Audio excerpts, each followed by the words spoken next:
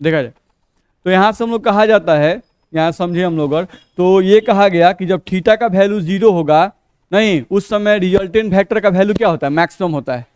ऐसा पढ़े ना वेक्टर में।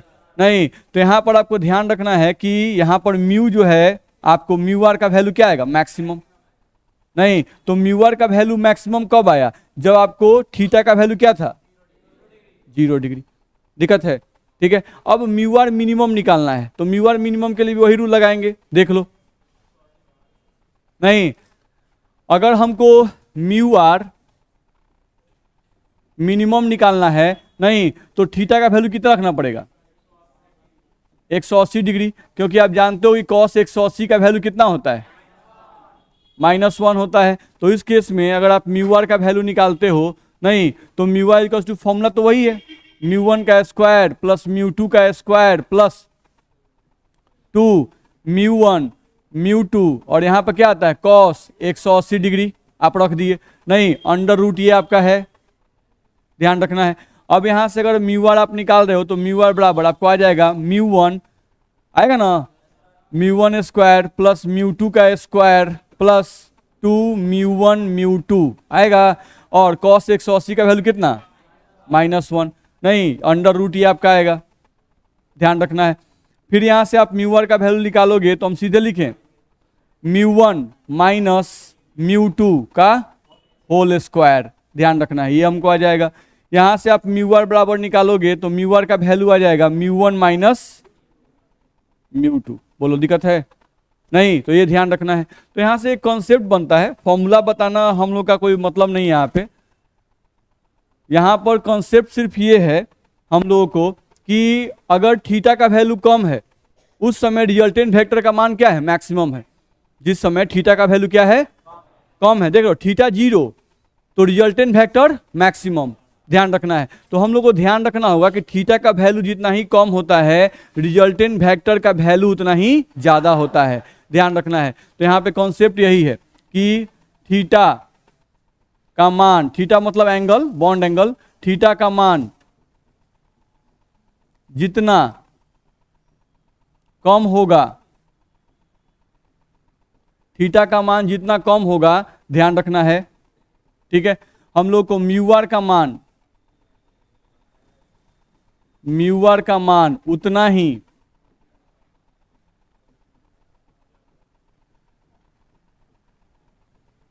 म्यू आर का मान उतना ही ज्यादा होगा। थीटा का मान जितना कम होगा म्यू आर का मान उतना ही ज्यादा होगा। सिंपल सा कॉन्सेप्ट है, बस मेरा है, ठीक है। तो अब पीछे वाले क्वेश्चन पे आ जाओ। पीछे वाले क्वेश्चन को तुम ध्यान से देखोगे तुमको क्या दिखाई देगा। यहां पर अगर हम लोग ध्यान दें तो यहां पर आप वेक्टर खींच रहे हो, यहां पे कार्बन है ना, और ये क्या है क्लोरीन, तो कार्बन लेस इलेक्ट्रोनिगेटिव और क्लोरीन मोर इलेक्ट्रोनिगेटिव, तो आप वेक्टर खींचोगे लेस टू मोर होगा, ध्यान रखना है। फिर वेक्टर आप खींचोगे लेस टू मोर यहां पर इस तरह से। नहीं तो यहां पर आप देखोगे तो आपके पास दो वेक्टर हैं, नहीं एक वेक्टर आपका ऐसे गया है, नहीं और एक वेक्टर आपका ऐसे गया है। तो यहां पे थीटा का वैल्यू कुछ होगा आपका, थीटा 1 मान लो। नहीं यहां पर आप देखोगे इस केस में तो लेस टू मोर आपका एक वेक्टर ऊपर जाएगा, एक वेक्टर आपका इधर आएगा। तो इन दोनों को जब अटैच करोगे, दोनों के टेल को जब सटाओगे तो कुछ इस तरह का फिगर बनेगा, बनेगा। नहीं तो इसके बीच के एंगल को आप थीटा 2 मान लो। चलो यहां पर आप देखोगे तो एक वेक्टर आपका ऊपर होगा, होगा ये वाला, और एक वेक्टर कहां होगा, नीचे। तो एक वेक्टर आपका नीचे आ गया, इनके बीच का एंगल तो सीधे दिख रहा है 180, होगा कि नहीं होगा, बस मेरा है। तो आपको ध्यान में दिखाई देगा कि यहां पर थीटा 1 का वैल्यू क्या है, सबसे कम। नहीं तो जब थीटा का वैल्यू थीटा का वैल्यू कम तो डाइपोल मोमेंट का वैल्यू क्या, ज्यादा, ध्यान रखना है। तो यहां पर थीटा का वैल्यू कम है इसलिए इसका डाइपोल मोमेंट सबसे ज्यादा होगा। यहां एंगल बढ़ गया, एंगल बड़ा हो गया तो यहां पर निश्चित रूप से डाइपोल मोमेंट का वैल्यू और कम हो जाएगा। यहां एंगल और बड़ा हो गया तो एंगल जैसे जैसे बढ़ता जाएगा डाइपोल मोमेंट का वैल्यू घटता जाएगा। बोलो परेशानी है, नहीं तो यहां से हम लोग ये बात बोल सकते हैं। तो यहां पे अगर ऑर्डर हमको म्यू का ऑर्डर लिखना था इस क्वेश्चन के लिए, म्यू का क्रम, नहीं तो म्यू का क्रम में फर्स्ट का सबसे ज्यादा होगा, तब सेकंड का होगा, और तब किसका होगा। तो ये पॉइंट आपको ध्यान में रखना पड़ेगा। आए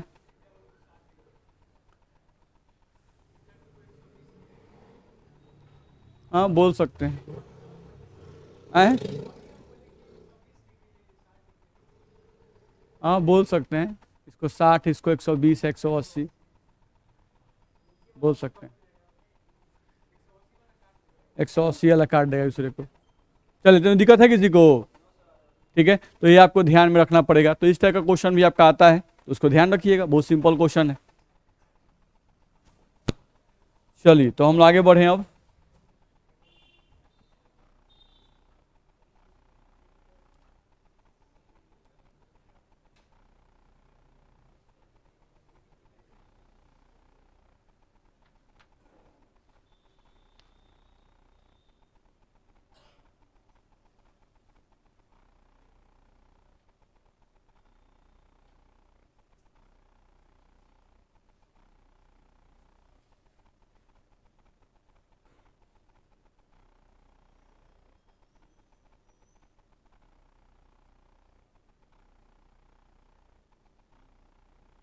देखा जाए, अगले पॉइंट पे हम लोग आ जाए।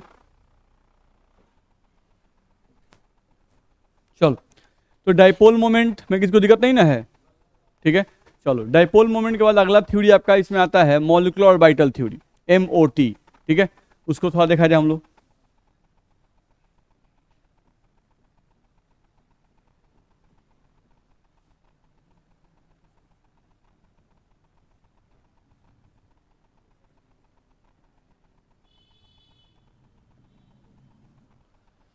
देखा जाए, यहां से आपका आ गया मॉलिक्यूलर ऑर्बिटल थ्योरी,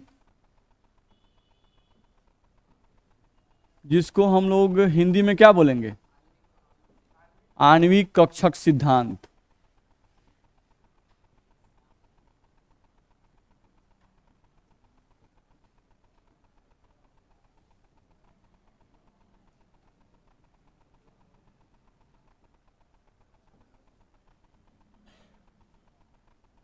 चलिए, इसी को देखा जाए तो इसी को शॉर्ट फॉर्म में हम लोग कहते हैं MOT, molecular orbital theory, MOT, ध्यान रखना है। ठीक है, चलो, तो मॉलिक्यूलर ऑर्बिटल थ्योरी जो है, नहीं, ये हम लोगों का आने से क्या फायदा हुआ, पहले ये समझना है। नहीं, तो मॉलिक्यूलर ऑर्बिटल थ्योरी आने से क्या फायदा हो सकता है? नहीं, वैलेंस बॉन्ड थ्योरी पढ़े थे, नहीं, तो वैलेंस बॉन्ड थ्योरी बॉन्ड की संख्या ठीक बता रहा था। दो परमाणुओं के बीच में बॉन्ड कैसे बनता है? तो कक्षकों के अतिव्यापन से बनता है, ये भी वो ठीक बता रहा था। गड़बड़ कहाँ पे उसका हो रहा था? उसका हो रहा था कि वो जो अतिव्यापन बता रहा था, उस अतिव्यापन के आधार पर जो मॉलिक्यूल थे उनका शेप और स्ट्रक्चर सही तरीके से नहीं बताया जा रहा था, उसमें गड़बड़ी आ जा रहा था। ठीक है, साथ साथ वैलेंस बॉन्ड थ्योरी में और क्या कमी था? तो वैलेंस बॉन्ड थ्योरी में कमी तो ये था कि उसके अनुसार अगर हम बॉन्ड की लंबाई, दो परमाणुओं के बीच के बॉन्ड की लंबाई को अगर हम कंपेयर करते थे तो कुछ केस में सही था और कुछ केस में गलत था। नहीं, जैसे CH4 का हम लोग एग्जाम्पल लिए थे, तो CH4 में VBT के अनुसार 3 बॉन्ड सेम थे और एक बॉन्ड छोटा था, क्योंकि एक बॉन्ड को बोल रहा कि S ओवरलैपिंग से बनेगा।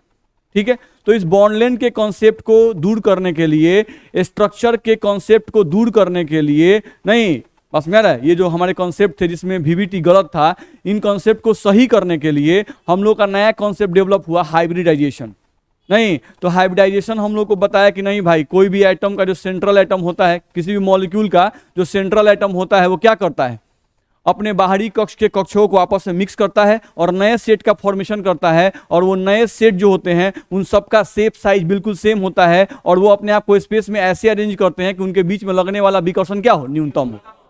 नहीं, तो जैसे ही ये कॉन्सेप्ट लगाकर ओवरलैपिंग किया गया, अतिव्यापन किया गया, नहीं, बॉन्ड लंबाई वाला कॉन्सेप्ट सही होने लगा, स्ट्रक्चर भी बिल्कुल सही हो जाता है, नहीं हो जाता है? जैसे हाइब्रिडाइजेशन sp तो शेप लिनियर, नहीं, हाइब्रिडाइजेशन sp2 तो shape triangular planar, hybridisation sp3 तो शेप टेट्राहेड्रल। नहीं, हम लोग पढ़ लिए, बस मेरा। तो हाइब्रिडाइजेशन कॉन्सेप्ट जो आया वो VBT के इन कमियों को दूर कर दिया। ठीक है, तो हाइब्रिडाइजेशन तो ठीक ही था, बस मेरा। अब क्या बात है भाई, अब क्या दिक्कत हो रहा है कि फिर एगो नया थ्योरी डेवलप हो गया? नहीं, तो अब क्या दिक्कत हुआ होगा बताइए आप लोग?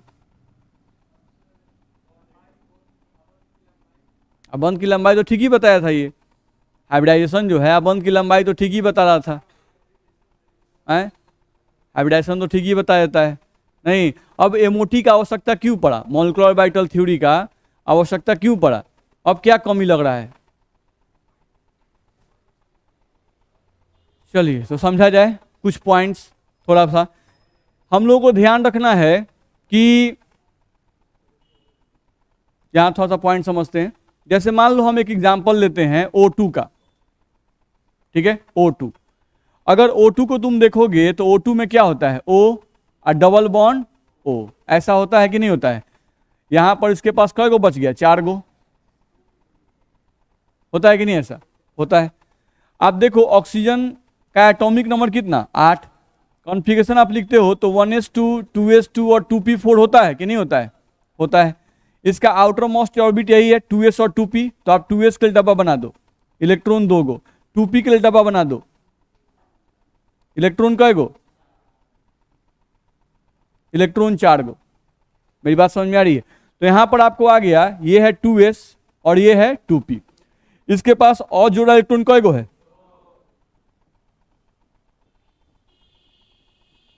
इसके पास और जोड़ा इलेक्ट्रॉन कितना है, 2। तो ये बताओ कि और जोड़ा इलेक्ट्रॉन 2 है तो ये बॉन्ड कै गो बनाएगा, ये बॉन्ड भी बनाएगा 2 गो, ये 2 बॉन्ड बनाएगा। यानी कि अपने 2 अजोड़ा को जोड़ा करने के लिए बॉन्ड बनाएगा। बस मेरे अपने जो 2 अजोड़ा है उसको जोड़ा कर लेगा। नहीं तो यहां पर देखो, तो जब O2 बना, O के साथ एक O के साथ दूसरा जब O कंबाइन किया होगा तो इसका जो अजोड़ा इलेक्ट्रॉन होगा वो जोड़ा नहीं हो गया होगा, हो गया होगा। ध्यान रखना है। नहीं तो अब एक ऑक्सीजन के पास अजोड़ा इलेक्ट्रॉन 2 गो, इस ऑक्सीजन के पास भी अजोड़ा इलेक्ट्रॉन 2 गो, नहीं, और इसका अजोड़ा और इसका अजोड़ा आपस में मिल गया तो इलेक्ट्रॉन क्या हो गया होगा, जोड़ा हो गया होगा। मेरा बात समझ में आ रहा है? नहीं, यानी O2 के पास कोई पूछे कि बताओ अजोड़ा इलेक्ट्रॉन की संख्या कितनी, 0। O2 के पास नहीं, इस O2 के पास कोई पूछे कि अजोड़ा इलेक्ट्रॉन बराबर कै गो, 0। नहीं, ध्यान रखना 0 है, O नहीं है, 0 ही लिखेगा, नहीं तो कई बार सर O लिखते हैं। कितना आ गया, 0। ध्यान रखना है। तो O2 के पास अजोड़ा इलेक्ट्रॉन की संख्या क्या आ गई, 0। नहीं, अब हम लोग पढ़े हुए हैं, हम लोग को ऐसा कॉन्सेप्ट पढ़ाया गया है, नहीं, ध्यान रखना है कि यदि अनपेयर्ड इलेक्ट्रॉन बराबर 0, अगर किसी परमाणु के पास या अणु के पास अजोड़ा इलेक्ट्रॉन क्या हो जाए, 0 हो जाए, नहीं तो वह परमाणु या अणु चुंबक से आकर्षित नहीं होता है, वो डायमैग्नेटिक होता है। ध्यान रखना है। तो यदि अनपेयर्ड इलेक्ट्रॉन 0 तो अणु चुंबक से आकर्षित नहीं होगा, अणु चुंबक से आकर्षित, चुंबक से आकर्षित क्या होगा, नहीं होगा। नहीं, यानी कि जो चुंबक से आकर्षित है उसे क्या कहते हैं, डायामैग्नेटिक कहते हैं। डायामैग्नेटिक को हिंदी में क्या कहते हैं, प्रति चुंबकीय कहा जाता है इसको। ध्यान रखना है, प्रति चुंबकीय कहा जाता है। बोलो दिक्कत है? नहीं, सेम इसका उल्टा है, नहीं, सेम इसका उल्टा है कि यदि हम लोग बोलते हैं कि यदि अनपेयर्ड इलेक्ट्रॉन 0 के बराबर नहीं हो, नहीं तो वैसा स्पेसीज क्या होगा, चुंबक से आकर्षित होगा, चुंबक से आकर्षित होगा।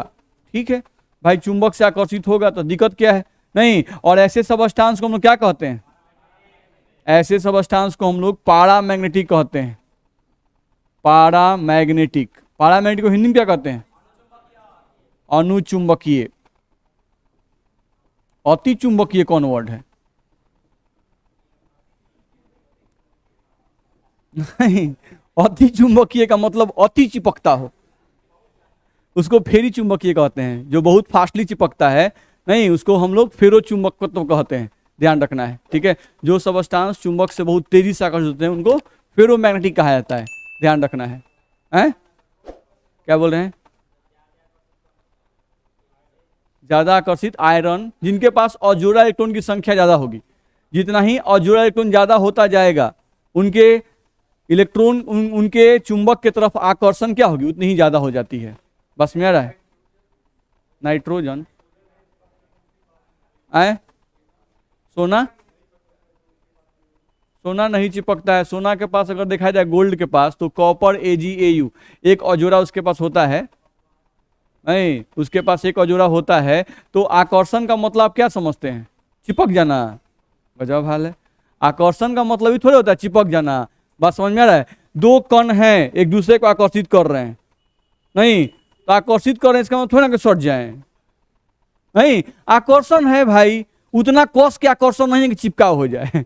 बात समझ में आ रहा है। तो आकर्षण का मतलब आप लोगों को लगता है कि नहीं भगवान का मतलब कि कोनो चमत्कार हुआ तब ना भगवान है, नहीं कोई आके बोल दे हम भगवान है, हट, नहीं कोई बोल देगा ऐसे कैसे, कुछ दिखाइए।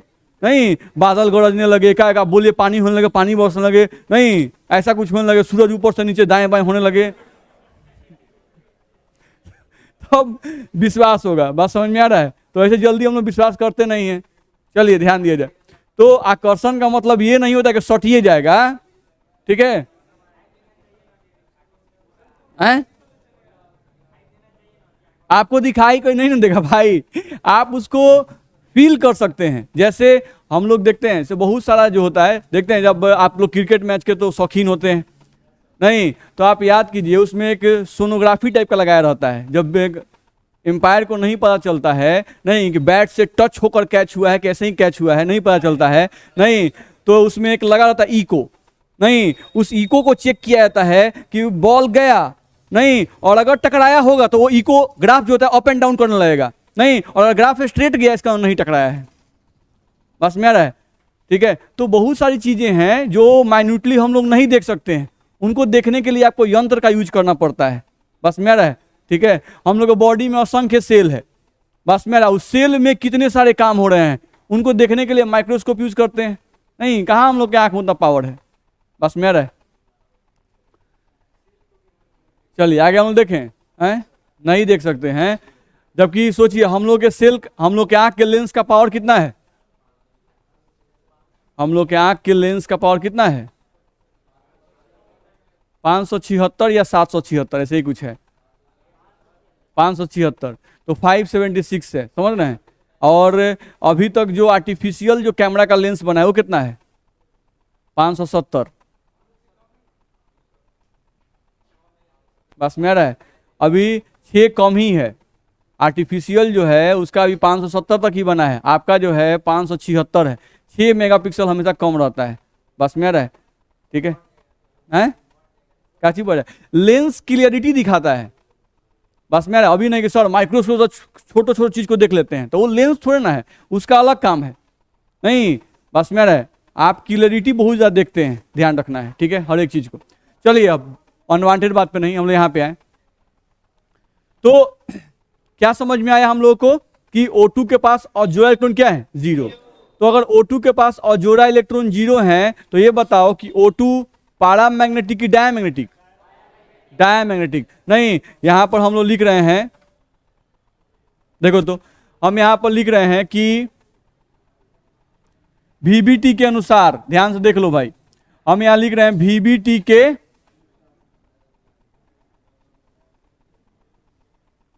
अनुसार, ठीक है। VBT के अनुसार हम लोग अतिव्यापन देखते हैं, VBT के अनुसार या हाइब्रिडाइजेशन के अनुसार भी देखा जाए, हाइब्रिडाइजेशन के अनुसार, VBT के अनुसार देखो या हाइब्रिडाइजेशन के अनुसार देखो, आपको क्या मालूम चला कि O2 के पास अनपेयर्ड इलेक्ट्रॉन बराबर 0, अनपेयर्ड इलेक्ट्रॉन बराबर 0। तो इसलिए O2 क्या होना चाहिए, डायामैग्नेटिक होना चाहिए। डायामैग्नेटिक का मतलब हुआ कि ये चुंबक से आकर्षित नहीं होना चाहिए, ध्यान रखना है, ठीक है। अब बारी आती है एक्सपेरिमेंट की, बट एक्सपेरिमेंटली मतलब प्रायोगिक तरीके से चेक किया गया। बस में आ रहा है, ठीक है। O2 को लिक्विड फॉर्म में कन्वर्ट किया गया और लिक्विड फॉर्म में कन्वर्ट करके उसको एक बर्तन में रखा गया, बस में आ रहा है, और इस पे मैग्नेटिक फील्ड उत्पन्न किया गया। इस पर हम लोगों का मैग्नेटिक फील्ड उत्पन्न किया गया, ध्यान रखना है, ठीक है। ये हम लोगों का नॉर्थ पोल साउथ पोल एक मैग्नेट है, नहीं यानी हम लोग मैग्नेटिक फील्ड उत्पन्न किए। जब मैग्नेटिक फील्ड उत्पन्न किया गया तो पाया गया कि इसमें ये पानी नहीं है, क्या है, O2 किस फॉर्म में है, लिक्विड फॉर्म में है, ध्यान रखना है।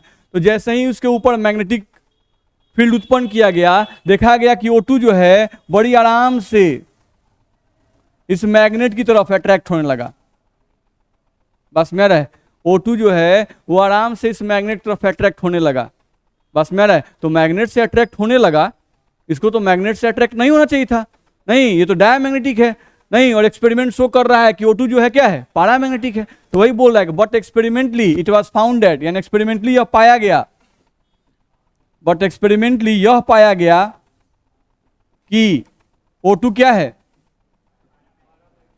O2 पैरामैग्नेटिक है, ध्यान रखना है। O2 क्या है, पैरामैग्नेटिक है, ध्यान रखना है। तो एक्सपेरिमेंट सही कि ये सही, एक्सपेरिमेंट सही, हमेशा एक्सपेरिमेंट ही सही होता है, ध्यान रखना है। नहीं तो अब यहां से O2 अगर कोई कहता है कि डायमैग्नेटिक है तो गलत हो गया, नहीं, और ये क्या था, सही था, ठीक है।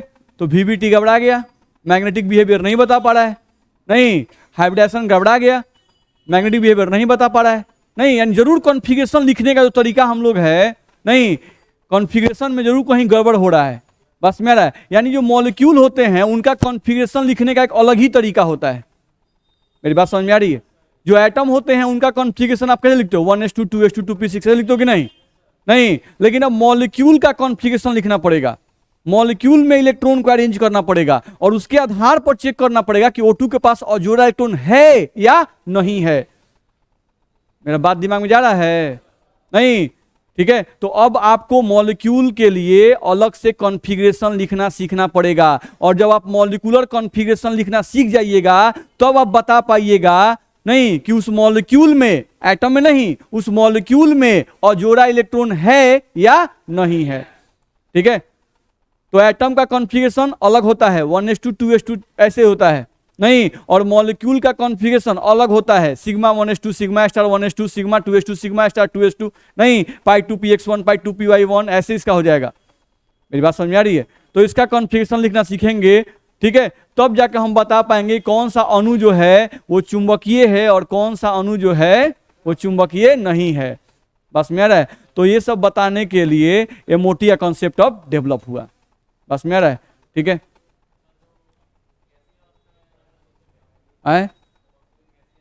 गैसीय अवस्था में नहीं ना चेक कर पाते हैं, मॉलिक्यूल रैंडम मोशन रहते हैं। गैसीय अवस्था में कोई भी प्रॉपर्टी चेक करना है ना, तो जनरली उस केस में लिक्विड स्टेट या ठोस स्टेट में वो कन्वर्ट करना पड़ेगा। अगर आप किसी भी मॉलिक्यूल पर चाहते हैं कि हम उसका मैग्नेटिक फील्ड या इलेक्ट्रिक फील्ड चेक करें तो उस मॉलिक्यूल का गैसीय स्टेट चेंज करना पड़ेगा, बस मेरा, तभी आपको मालूम चला किधर फ्लो कर रहे हैं। तो गैसीय स्टेट में है तो कुछ मैग्नेट के पास जा रहा है, टकरा रहा है, कुछ एनहू भाग रहा है, कुछ एनहू भाग रहा है, मेरी बात समझ आ रही है। तो उस केस में कोशिश ये किया जाता है कि उसको कन्वर्ट किया जाए लिक्विड फॉर्म में, ठीक है। मतलब एक्सपेरिमेंट ज्यादा आसानी से देखा जा सके इसलिए उस फॉर्म में कन्वर्ट किया जाता है, और कोई सेंस नहीं होता है। हाँ सर, अरे नहीं, ऐसा नहीं हम बोल रहे हैं कि वो किस पोल की तरफ, मैग्नेट की तरफ अट्रैक्ट होगा, नहीं। अब पॉसिबिलिटी है कि नॉर्थ पोल भी हो सकता है और साउथ पोल भी हो सकता है, ठीक है। हाँ चलिए चलिए, बारीकियों पर ध्यान देना चाहिए, इसमें गलत थोड़े ना है, ध्यान देना चाहिए कि हाँ भाई नॉर्थ पोल होगा कि साउथ पोल होगा, तो जस्ट चेक, नहीं हम इस पर चेक नहीं किए, आप जस्ट इसको चेक कर दो तुरंत, नहीं कि O2 इज पैरामैग्नेटिक और डायमैग्नेटिक, तो उसमें लिखेगा पैरामैग्नेटिक, नहीं, attracted towards which poles, north pole और साउथ पोल, बस मेरा है, अपने ऊपर मालूम चल जाएगा। चलिए तो हम लोग आगे बढ़ रहे हैं। तो यहां से हम लोग को देखा जाए तो हम लोग यहां से बताए कि VBT और हाइब्रिडाइजेशन, यहाँ पे हम थोड़ा सा लिख दें, हम लोग को यहां से ये मालूम चला कि जो VBT और हाइब्रिडाइजेशन है ये किसी भी अणु के विन्यास के बारे में हमें नहीं बताते थे, ठीक है। अतिव्यापन तो बता दिए कि दो परमाणुओं के बीच में आबंध कैसे बनेगा, लेकिन किसी भी अणु का विन्यास कैसे लिखेंगे इसके बारे में कोई जानकारी नहीं दी गई। ध्यान रखना है। तो वही हम यहां से बोल रहे हैं कि VBT तथा हाइब्रिडाइजेशन, VBT तथा हाइब्रिडाइजेशन हमें अणुओं के विन्यास या इलेक्ट्रॉनिक विन्यास, ऐसा लिखें, अणुओं के इलेक्ट्रॉनिक विन्यास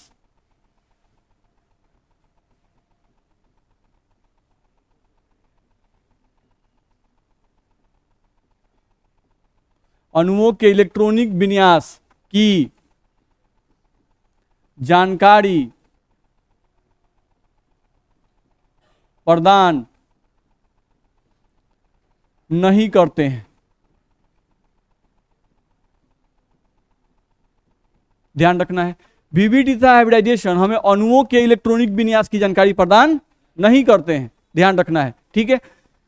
अगर इलेक्ट्रॉनिक विन्यास वो सही नहीं बता पाएंगे, अगर किसी भी अणु का इलेक्ट्रॉनिक विन्यास आप नहीं लिख पाओगे, तो आपको कैसे मालूम चलेगा कि अणु के पास अजोड़ा इलेक्ट्रॉन है या नहीं है? ध्यान रखना है, ठीक है। तो यहां से VBT तथा हाइब्रिडाइजेशन हमें अणुओं के इलेक्ट्रॉनिक विन्यास की जानकारी प्रदान नहीं करते हैं, जिसके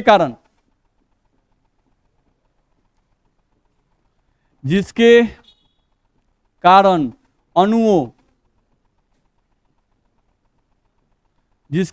अणुओं के चुंबकीय गुणों को बता पाना,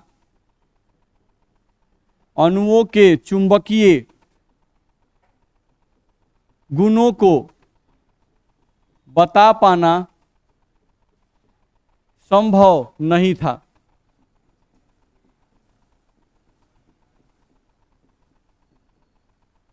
बस में रहा है, इसीलिए तो VBT गलत हो जा रहा था ना। बस में रहा है, इसी कारण से VBT क्या होता है, गलत हो जा रहा था। ध्यान रखना है, तो ये बात क्लियर करना है। दूसरा बात, हम लोग को ये भी ध्यान रखना होगा कि कोई भी अणु जो होते हैं वो, कुछ अणु कलरफुल होते हैं, कुछ अणु जो होते हैं वो कलरलेस होते हैं। ध्यान रखना है, कुछ अणुओं का रंग वो दिखाते हैं, उनका खास रंग होता है नहीं, और कुछ अणु ऐसे होते हैं जिनका रंग नहीं होता है, कलरलेस होते हैं। ध्यान रखना है, व्हाइटिश फॉर्म में पाए जाएंगे, ठीक है। तो इसका भी कारण होता है अजोड़ा इलेक्ट्रॉन की उपस्थिति।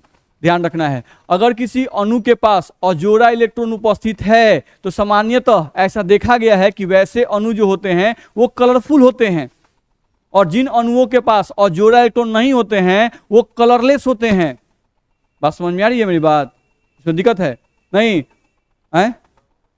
हाँ, तो रंग बताने के लिए भी जरूरी होता है कि अजोड़ा इलेक्ट्रॉन आप चेक कर पाइए कि अजोड़ा इलेक्ट्रॉन है या नहीं है। अजोड़ा इलेक्ट्रॉन होगा तो वो कलर शो करेगा, और जो इलेक्ट्रॉन नहीं होगा तो कलर शो नहीं करेगा। तो ये भी कैसे मालूम चलेगा? जब तक अणु का इलेक्ट्रॉनिक विन्यास नहीं लिखना सीखेंगे तब तक कलर बता पाएंगे? नहीं बता पाएंगे। ध्यान रखना है, तो ये भी हम लोग को ध्यान रखना है कि MOT जो है आपको,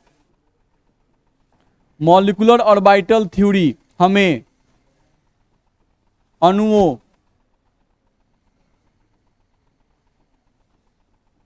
के रंगों की जानकारी देता है, रंगों की जानकारी देता है। ध्यान रखना, रंगों की जानकारी देता है, यानी कौन सा अणु रंगीन है और कौन सा अणु रंगहीन है, इसकी जानकारी। कौन रंग का है ये नहीं बताता है, बस में है ना, कौन रंग का है वो याद करना पड़ता है, ठीक है। ध्यान रखना, MOT हमें अणुओं के रंगों की जानकारी देता है, अर्थात यह हमें बताता है,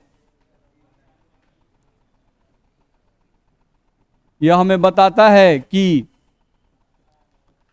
कौन सा अणु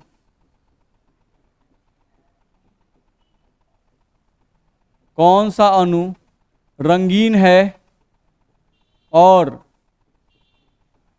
कौन सा अणु रंगहीन है।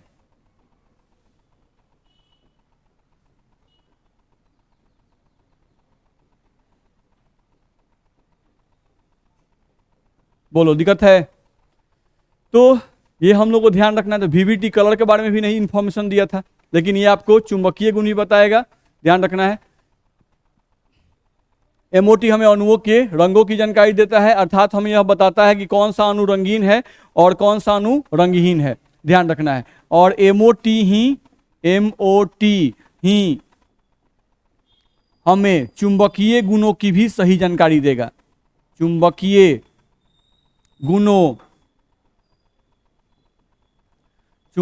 गुणों की भी सही जानकारी प्रदान करेगा, क्योंकि VBT तो नहीं बता पाया था, नहीं, जानकारी प्रदान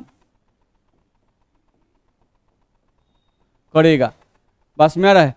तो MOT पढ़ने का ये सब फायदा है कि आप बता पाइए कौन सा अणु जो है वो कलरफुल होता है, कौन सा अणु जो है वो कलरलेस होता है, कौन सा अणु चुंबक से आकर्षित होगा, कौन सा अणु चुंबक से आकर्षित नहीं होगा। इसकी जानकारी अच्छे तरीके से कौन देगा? MOT देगा, मॉलिक्यूलर ऑर्बिटल थ्योरी देगा। बिल्कुल, तो अणु से ही तो जिंदगी बना हुआ है। नहीं, परमाणु कहाँ होते हैं? परमाणविक अवस्था में अक्रिय गैस को छोड़ दिया जाए, नहीं तो कोई भी परमाणु अवस्था में पाया जाता है। सब लोग किसी ना किसी से बॉन्ड बना के जुड़े हुए हैं। बस में आ रहा है ना? है सिल्वर भी कंबाइंड फॉर्म में आता है, गोल्ड भी कंबाइंड फॉर्म में आता है। ये कौन कर दिया कि फ्री स्टेट पाया जाता है? ये नोबल मेटल है, लेस रिएक्टिव है, नहीं तो इनके फ्री स्टेट में पाए जाने की संभावना होती है। नहीं, लेकिन ऐसा नहीं है कि एकदम फ्री स्टेट में ही मिल जाते हैं। पत्थर टूट या सोना मिल गया एकदम चमत्कार हो गया, करोड़पति बन गए। बस में बड़ा मुश्किल है करोड़पति बनना, समझ में आ रहा है? अणु का रंग नहीं बताएगा, उस रंग के लिए आपको याद करना पड़ता है। बस में आ रहा है। और रंग बताने के लिए हम लोग एक पढ़ते हैं कॉम्प्लीमेंट्री कलर्स। बस में आ रहा है। जैसे आपको पता चल गया, अगर एक चीज पता होगा तो आप दूसरा चीज बता पाइएगा। जैसे आगे चल के आप पढ़िएगा तो ये बताया जाता है कि मान लो कोई अगर ब्लू कलर को एब्जॉर्ब किया, जैसे रंग टॉपिक का बात नहीं होता है, थोड़ा सा आगे बढ़ता है। देखिए रंग कोई चीज क्यों शो करता है, थोड़ा सा बस कॉन्सेप्ट समझ लीजिए। जैसे कहने का मतलब है कि कोई भी सबस्टांस आप लेते हैं, ठीक है, और इस पर आप व्हाइट लाइट डालते हैं, नहीं व्हाइट लाइट, तो ये आप नहीं डाल रहे हैं, मतलब सूर्य का प्रकाश उस पर पड़ रहा है। सूर्य का लाइट क्या होता है? व्हाइट लाइट ही होता है। नहीं, तो व्हाइट लाइट जो होता है ये कॉम्बिनेशन ऑफ 7 लाइट्स होता है। ये आपका कॉम्बिनेशन होता है, कॉम्बिनेशन ऑफ 7 लाइट्स होता है कि नहीं होता है? जिसको आप विबग्योर कहते हो, कहते हैं कि नहीं? ध्यान रखना है। तो आपको ध्यान रखना होगा कि जब व्हाइट लाइट इस पे डालते हो, नहीं तो ये व्हाइट लाइट में से, व्हाइट लाइट्स क्या है? 7 करोड़ रंगों का मिक्सचर है। नहीं, अब जिस पर आप डालोगे तो वो क्या करता है? इस लाइट के कुछ एनर्जी को एब्जॉर्ब करता है। बस में आ रहा है? कुछ एनर्जी क्या करता है? एब्जॉर्ब करता है। ध्यान रखना है। अब कुछ एनर्जी को एब्जॉर्ब किया, नहीं जिसको हम लोग ट्रांसमिट भी कहते हैं, कुछ ये ट्रांसमिट किया लाइट को अपने अंदर, कुछ अंदर ले आया, और कुछ को क्या किया? रिफ्लेक्ट कर दिया। कुछ को क्या किया? रिफ्लेक्ट कर दिया।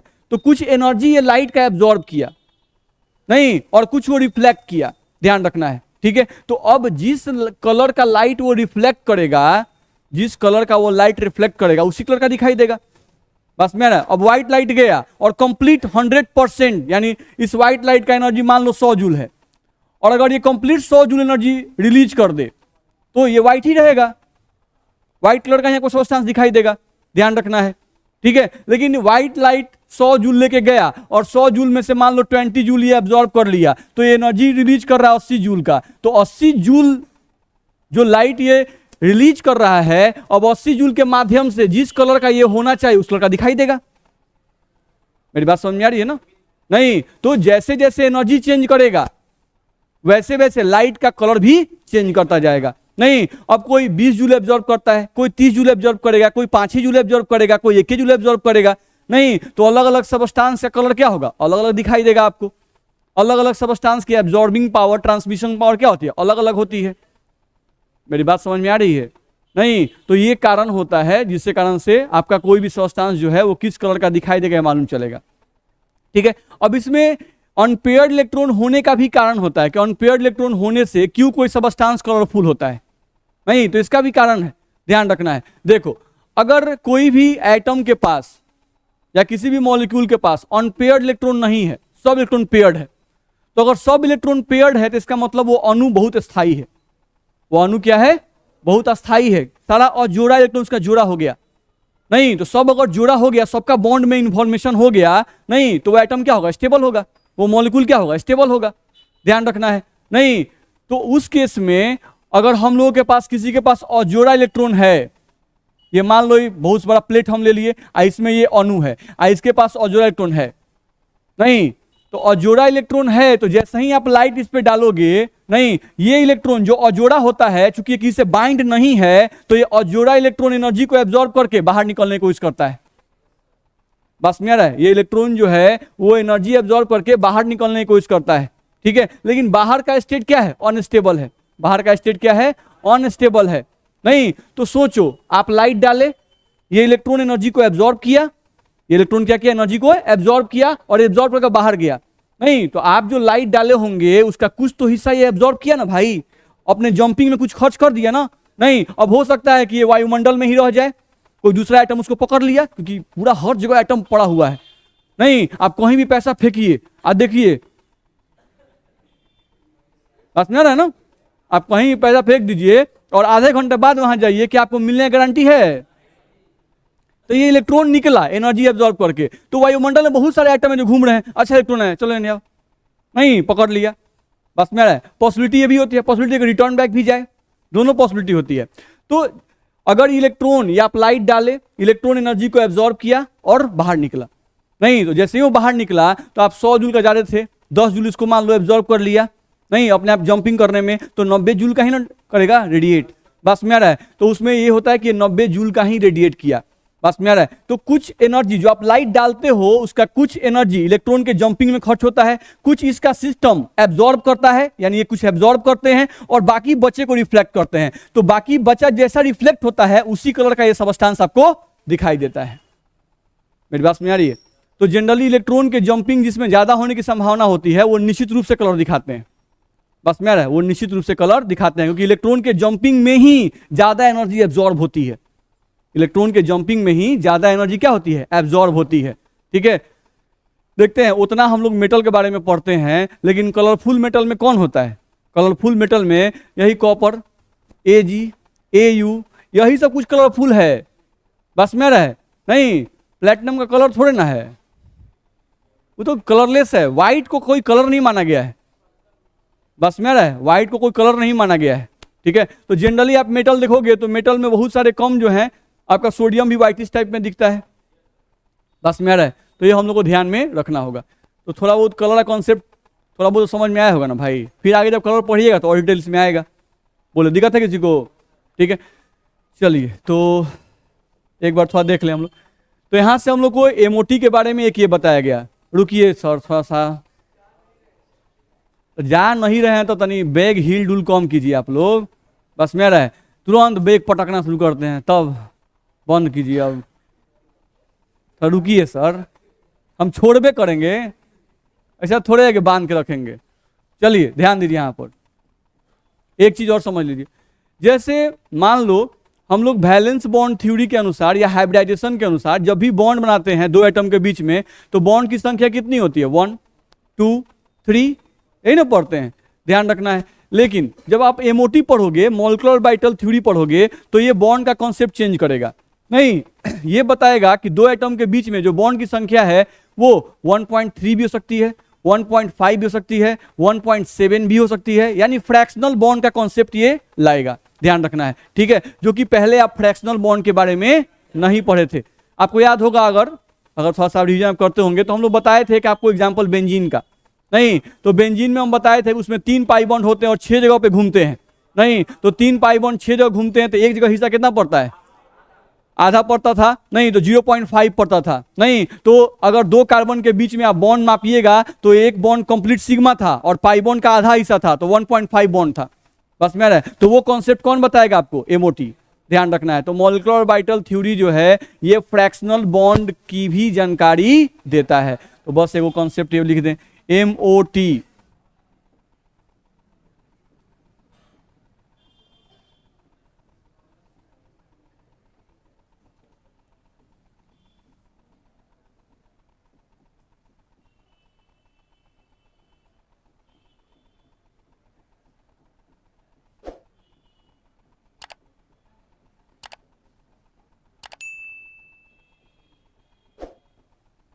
ठीक है, किसी को परेशानी है? चलिए आज के लिए इतना ही पढ़ते हैं।